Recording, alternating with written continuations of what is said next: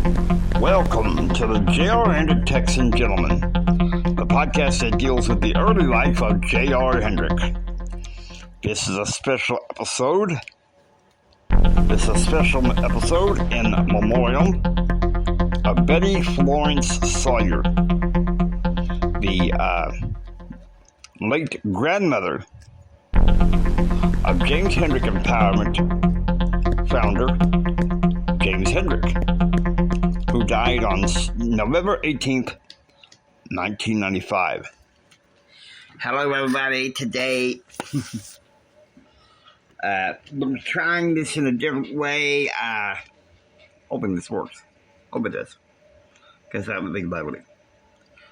We are going to go ahead and this has been coming. This has been a long time coming. November 11th. Here it is, I hope. Yeah, here we go. Okay, this episode is called Homecoming, okay? So get ready. November 11th. 1 p.m. Central. Most of the family is in the living room when Christine comes downstairs. Hi, everybody. I have an email from Daddy. He says there's going to be a government shutdown. So for a while, his work is done. He says he's coming home on the 13th. Then I say we have the biggest celebration when he gets home.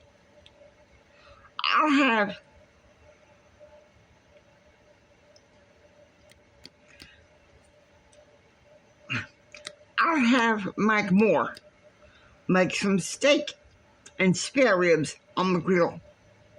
We're going to be so glad to see him. 3 p.m. Eastern. As Jim's plane is flying back from Topeka, Kansas, over Indianapolis, he takes a chance to make a call on Claude. Unfortunately, his best friend is not available.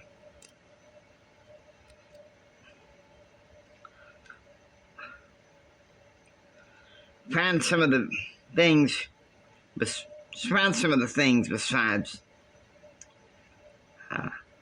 making oil deals with him during the shutdown, Jack said.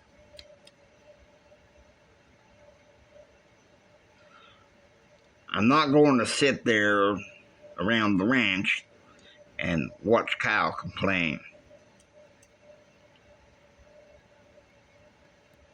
Jack turns to him. You know what I was thinking? Was create political strategy up there in Gainesville. 5 p.m. Eastern. Jim is getting ready to be washed up and have a steak dinner tonight with his dream team and Jack and Lucy Robertson, who would be traveling back to Lubbock tomorrow. 7 p.m. Central. JR is studying and typing notes for his political contention class when there's a knock on the door. It's Kristen. He answers the door with a sad look on his face.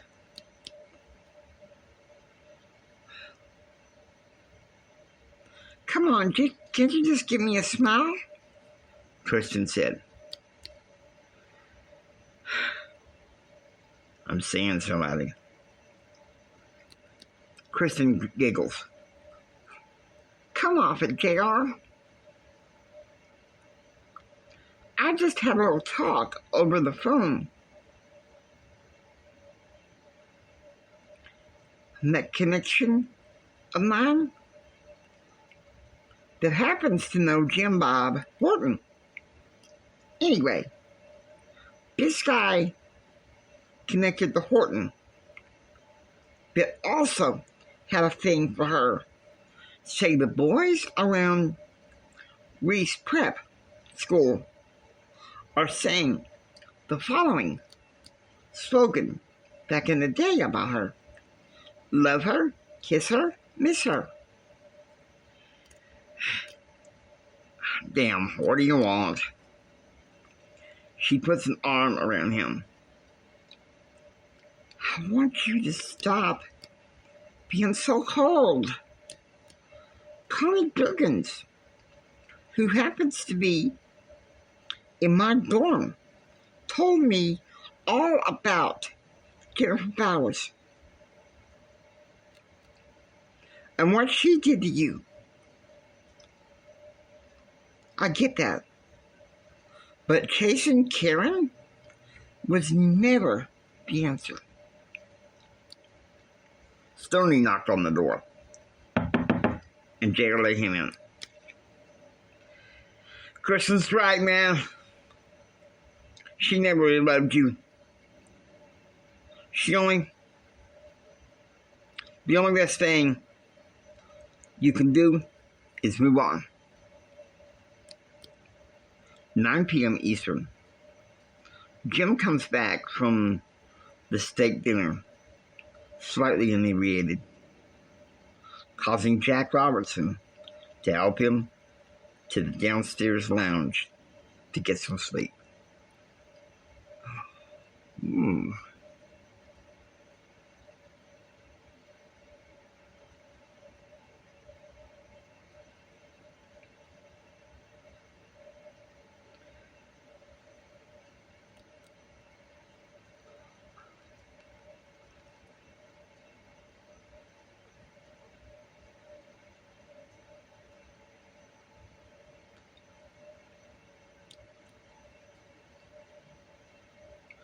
We don't let him hear this crap. Here we go. November 12th, 1 p.m. Eastern. Back from church, Jim has arranged for 6 male servants to pack up his things to go in a suitcase for when he takes the early morning flight by commercial jet from Washington, D.C. to Dallas. He was on the phone to Betsy, excitedly explaining how he can't wait to see her, despite the mounting bad news about Elizabeth. 2 p.m. Central. JR is in his dorm room studying with Kevin McDonald this semester, and rooming with Kevin was helping him be more disciplined and diligent in his studies. 3 p.m. Central. Meanwhile, back at the ranch, Brittany wheels Elizabeth out on the stretcher. Will be the next to last time that she'd be outside for some fresh air. 4 p.m. Central. JR is in his dorm room when his cell phone rings. It's Betsy. "Mama, how are you?" JR said. "I'm fantastic. Your daddy's coming home tomorrow afternoon. Maybe when you come home for Thanksgiving the night before, I'll make you some of that good chili. You love the brick paste?" "Now you're talking. The blind man's chili." Elizabeth Marie spoke up. "Frank is coming by Thursday to meet him." "You know, Elizabeth Marie, I really wish you could have gotten a better engagement to him for good. I kind of sort of like that guy." JR, don't get her hopes up, Betsy said. And please, tell me you won't go see Karen Crider while you're on Thanksgiving break. Mama, no offense, but you told me years ago, stay out of yours and Daddy's business. I'm asking you to stay out of mine. If she's seeing somebody else, no matter what, I'll let her go. 6 p.m. Central. Lasagna is for dinner rather, at the Holy Spirit Club, as JR sits down with Brent and C.B. Coleman. My guessing is that Stoney talked to you yesterday, C.B. said. What? You set this up? I'm tired of you sitting there, always thinking you got to prove something to your father. Karen is not worthy of engagement, let alone marriage. Just because her mom's the direct opposite of your father. It's a recipe for disaster. She thinks you're defective, man. Damaged goods. Brent spoke up. Let it go, CB. You know, you and Stoney tell me the same thing about some things with JR and if Karen is a defective girlfriend, let alone fiance for JR, let him find out for himself. Now, JR, at least be grateful you got put on the Daily Raider business editorial board. You and Jesse look like a lovely couple, JR said. That being said, CB has a point. You could have any woman. Carly Brookins, Kristen Hague, any one of them. 8 p.m. Central.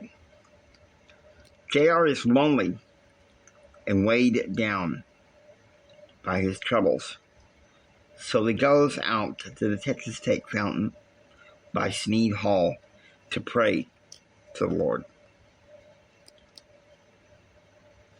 6:35 a.m. Central. American Airlines Flight 3309 takes off from Baltimore Washington International Airport, bound for DFW International Airport. And Jim is happy to be seated across from him in first class. Claire Lutz, wife of Henry Lutz. Like Jim, she was also flying into Dallas-Fort Worth and would meet the family helicopter to take her to their home in Brazil, Texas.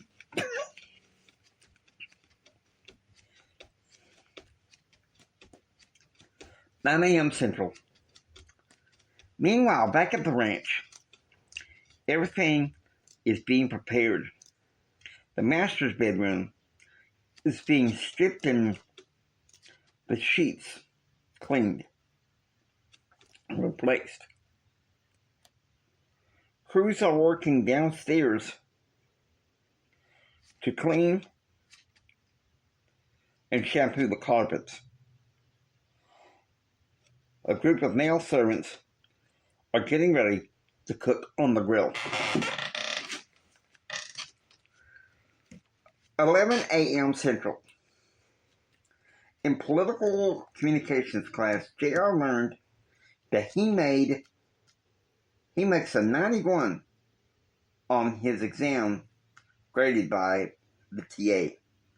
Christine Ray also lectured about the methodological relationship between mass media and political communications, advising JR to appear at the Advocacy Center for more guidance on his paper, and another tape recording interview for his dad's chief of staff, Timothy Griner.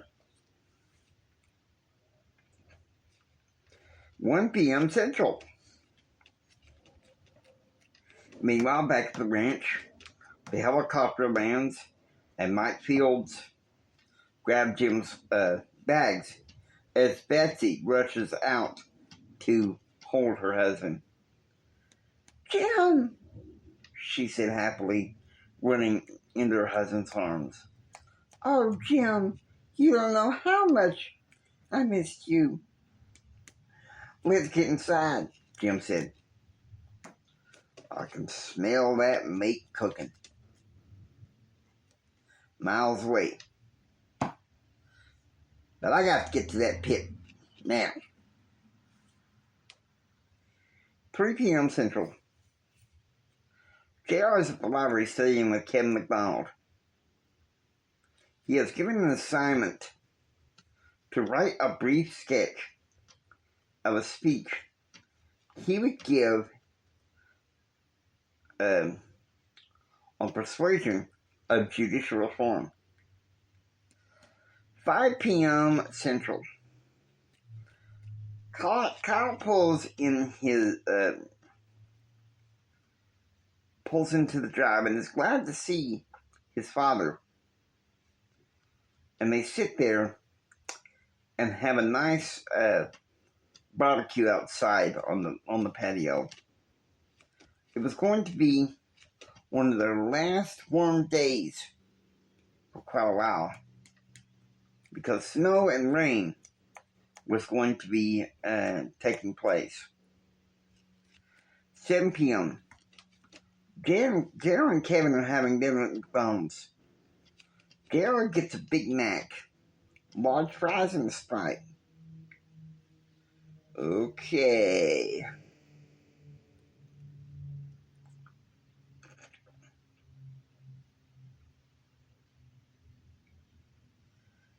November 16th. We skipped a couple of days.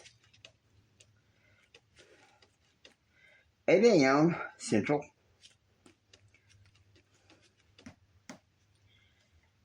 Smith Hall, 220. JR reported to the Advocacy Center.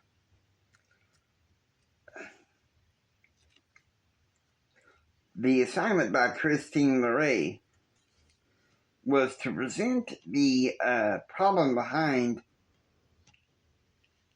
which JR's advocacy paper was to be presented. The problem JR presented was moral decay, and with that, Helen Reinhardt was able to help him narrow it down to several issues: abortion, economic decline, and loss of biblical morals and values. 11 a.m. In mass communications law, as Dr. Wild finishes talking about broadcasting and cable regulations, JR takes copious notes. 1 p.m. Central. Meanwhile, back at the ranch, Jim places a call to government headhunter and Republican consultant Martha Hunt. The discussion is what Jim's strategy would be during and after the impending shutdown. 2 p.m. Central. JR is called to the last Daily Raider Business Board meeting of the day. a top issue on how the campus press was going to cover the government shutdown.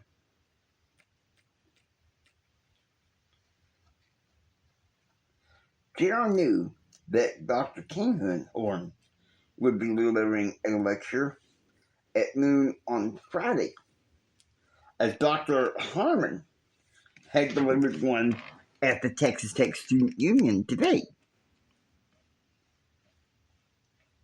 So they knew it was going to be it was a big issue. 4 p.m. Flashback. JR is sleeping. He has a flashback of Reese Prep School in the hallway where he's opening his locker. Jim Bob Horton approaches him.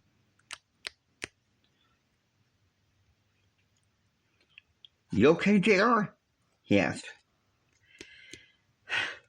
"Feeling weak and queasy," JR said. "But Daddy says I have to go to the Alamo Prep game tomorrow to support Kyle." "JR, don't go. Tell your father that you're sick and don't go. I also have a mountain of small exercises in Latin to do this weekend. This is going to kill me. It's Friday. Get through school. It is your duty. Rest it off. You should be ready to do this before you get back to church, to school on Monday. But do rest up." Just then, there's a knock at the door and JR wakes up. It's Aunt Donna. "I haven't heard from you in a while. Are you okay?" Donna said. "Perfect for the most part. Looking forward to Thanksgiving. Where's Uncle Carl up to?" "Running back and forth between Austin, Pasadena, Beaumont, and Galveston. He seemed to keep a day off, and he can't seem to keep a day off."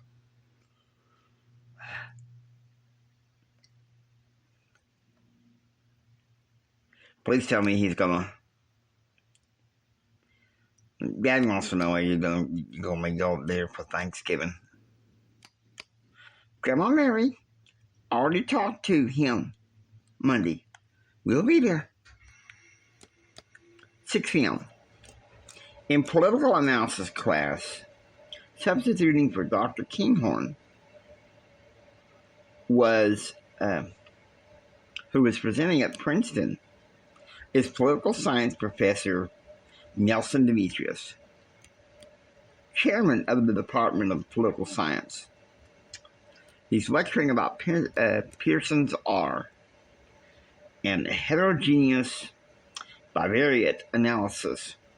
Of course, on the final exam, which would be statistics, they would only be one Pearson's Law problem, which would be univariate. Of course, I would learn later that Dr. Demetrius was doing some research using Spearman's correlation bivariate 1 and 2 tail hypothesis testing using chi-square. 8 p.m. Meanwhile, back at the ranch, Jim is watching Peter Mackenzie on Raynard News. Mackenzie was a graduate of the Ascension Christian College with both bachelor's and master's in journalism. Jim was drinking a beer and listening as Mackenzie hammers Clinton for his behavior during the shutdown and limited actions. Okay. Oops. Come on, stupid phone. It doesn't want to do that. No. Try this again.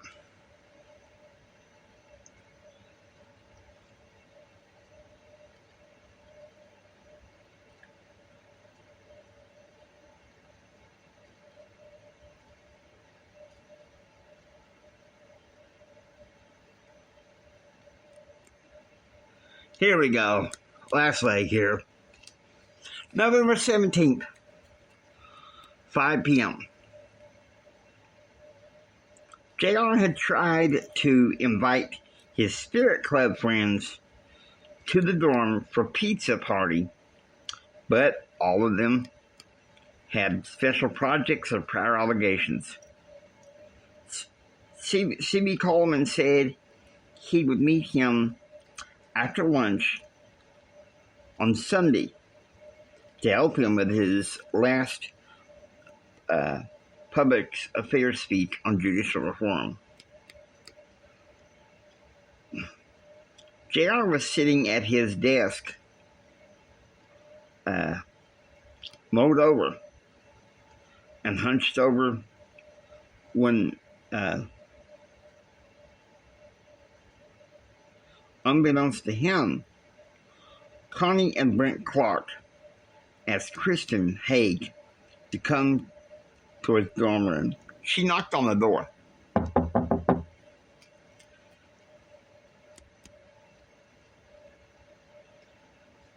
Yeah, come here. Look a little lonesome, cowboy, Kristen said. There's nothing worse than being alone. And that's what the two of us are.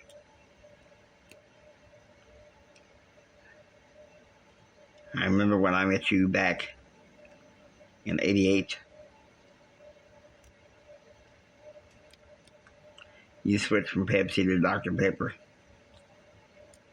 Pretty often I order us a pizza and a Pepsi. Junior, you're sure you know how to charm a lady? Not according to Karen Crowder. She's slipping through my fingers. Please don't tell me you're falling in love with her. My mother does work with her mother in Austin. 2 peas in a pod. Come sit. Let's commiserate together. Brent's on a date with Jessie tonight. Story's on a date with Heather. CB guy is in projects, so he's also having dinner. He has dinner with his fiance. I'm all alone. Christine hugs Sarah. You don't have to be. Listen, the past 5 years,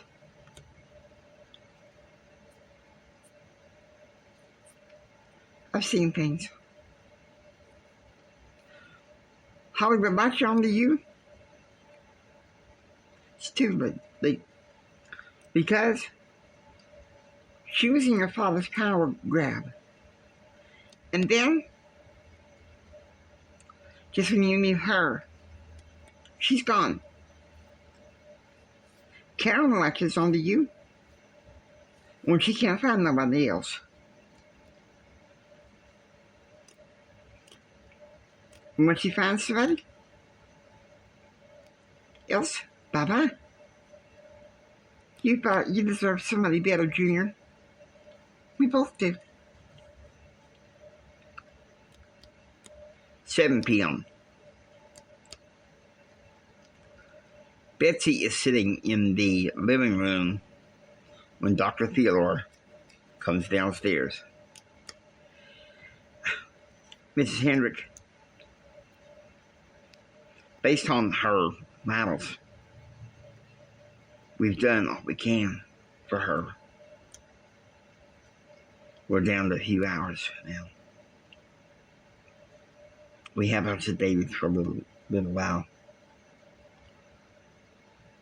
We'll see what's going on. 9 p.m. JR calls a shuttle to pick up Kristen. To take her back to her dorm at Nap Hall.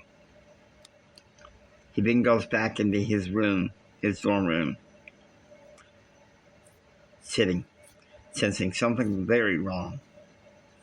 Something having to do with his grandmother. 1 a.m. Grandma Elizabeth wakes up and asks for a maid to take her downstairs to drink some grapefruit juice. Something which the doctors ordered against while she was in chemotherapy. 1:55 a.m. Elizabeth orders the aide to move aside. With that, she moves her picket line.